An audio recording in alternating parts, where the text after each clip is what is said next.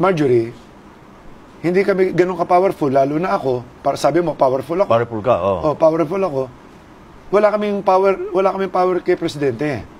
Una-una si Presidente, ang tumawag kay Gretchen, yung PMS. Oo. Anong nangyari nung pinagbabati na raw ni Presidente, si Marjorie at saka si Gretchen? Malayo ko, nasa pinto lang ako eh. Oh. Dumating si Gretchen, nakayo kong ganun, kinuha ni Presidente, pinagkamaisil, pinag-usap sila nung nanay.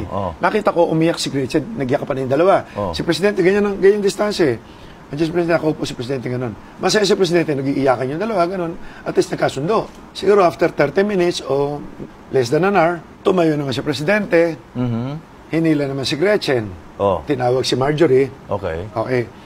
Eto, nakatayo si Marjorie, andiyan si Presidente, ganito lang kalapit. Tapos, eto si Claudine, andito si Gretchen, andun ako sa, malayo-layo ako.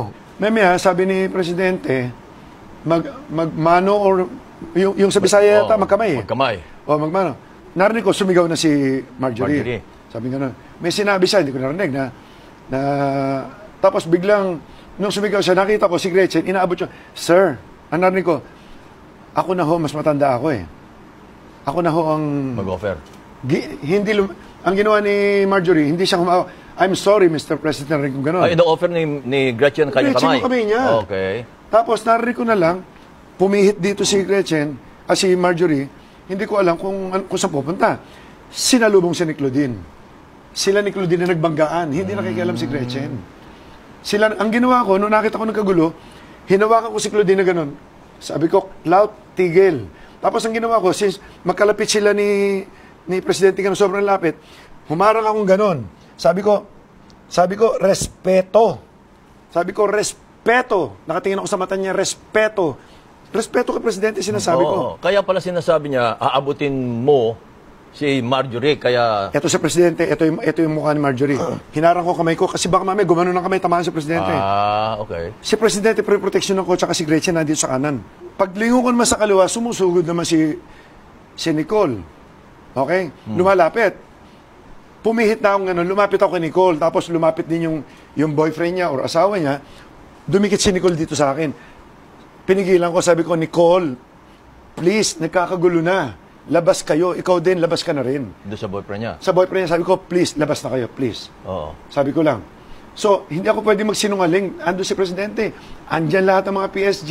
Ang sinasabi ni Marjorie ay pumasok ng PSG at binigyan ng protection si Presidente, including hair. Hindi ganun. Walang ganun. Yun lang naging papel ko. Tapos, umatras na ako, tahimik na ako, sila na nag-uusap. Yun ang naging papel. So, yung sinasabi mo, Marjorie, kung sinabi mo hablutin kita, matino akong tao sa harapan ni Presidente, mananakit ako ng babae. Saka hindi ako nananakit ng babae pati. Wala sa ugali ko yun. Pero natatakot siya sa'yo. Kaya ang last word niya Atong, wag mo ako sasaktan dahil parang binulgan niya lahat ang tungkol sa'yo. Well, kasama sa drama, sa away niyo, Marjorie, wala akong pakialam dyan. Ngayon, kung may dapat kang katakutan, I think, yung family ni Recong. Kasi... Cheberi? Ay, siguro, diniklara mo kabit ka eh. Dapat ka matakot doon, may mga anak yun. Kung binulgar mo ako, huwag kang mag-alala, sikat naman ako talaga. Ang dami nagbubulgar sa akin, kaya okay lang. Saka mahal ko, pamilya ko. Tandaan nyo to, mga tao. Mga anak ko, family man ako, wala akong bisyo. Hindi ko pagpapalit mas kaninong babae ang pamilya ko. Sa gulong nangyari na yan, ano may papaya mo sa mga Barreto? Sa inyong mga Barreto, since naging parang family ko kayo. Kayo na, nilalahat ko na kayo. Namatay na yung tatay nyo ngayon. Nag-iisa na ang nanay nyo. Kapareho ko, nanay ko, mahal ko, nanay ko. Inaalagaan ko yan. Magtulong-tulong na lang kayo, magbigay kayo ng pera, buhay. Pilitin nyo makasurvive ang nanay nyo. Tapos, isama nyo, kami magkakapatid, hindi kami magkakasundo, pero hindi kami nagaganyanan. Pabayaan mo lumabas yung nanay nyo sa isang side, pabayaan nyo yung kabila, huwag kayo magsiraan. Pero kung kayo magkabati-bati na kayo, anyway, nakakatulong naman kayo, nagkakaroon ng libangan ng mga tao. Well, kung gusto nyo ituloy, mga artista naman kayo, dituloy nyo. Pero suggestion ko lang, tigilan nyo na, nabababo yung mga anak na mo. Ikaw, Marjorie, nasisira tuloy yung mga anak mo. And not in public. May career pa naman yung anak mo. Tago nyo na yung mga ganyan. Nasisira eh. Hindi ka naman sisikat, Marjorie. O kayo, Gretchen, hindi naman kayo, kung mag-aaway kayo, hindi naman, pareho naman kayo hindi na nag-aartista. Stop na yan.